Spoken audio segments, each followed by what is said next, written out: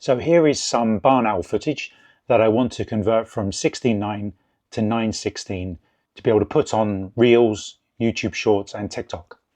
Now if we simply just lay the vertical frame over the top, this is the footage we're going to get.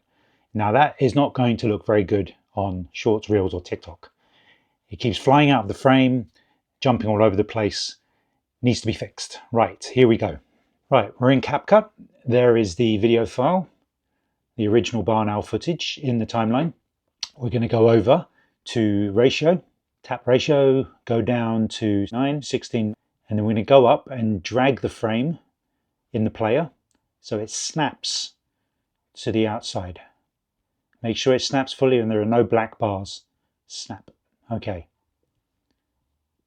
Now we're going to go in and drag the barn owl into the center. Now this can be a little bit sticky. It might just be my PC, might be a bit better on other computers, I'm not sure, but for me a bit sticky, so you have to play around with it a bit. Then we're going to go to video, basic, transform, tap the little diamond so it turns blue, and that's added a keyframe to the timeline.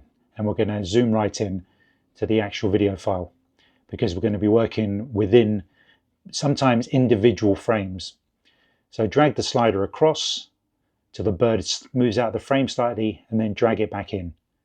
And go back down, you can see a new keyframe has been added for that spot. Drag the slider again till the bird starts moving out of the frame and then get it back into the center with a little bit of stickiness there. Make sure there are no black bars at the top or bottom because once you put these with a keyframe, they're stuck there and it will affect the whole video. So keep going with that, just add in more keyframes, and every time the bird moves out, a little bit of stickiness there, put it back in the center.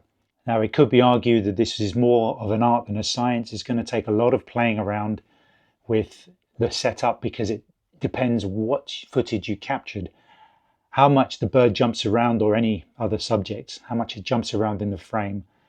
And if you have to go frame by frame, correcting each one, the footage can look quite choppy. So ideally you don't want the keyframes too close together and you don't want them too far apart. This just comes with practice.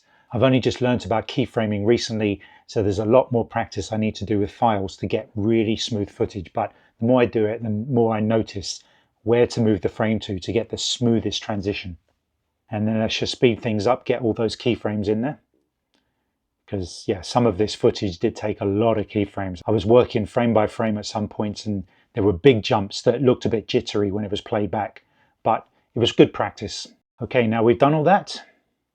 Now this is my favorite bit. Look how the original 16:9 frame moves around from left to right. That's how much I was bouncing around that day. Yeah, that's really, really cool.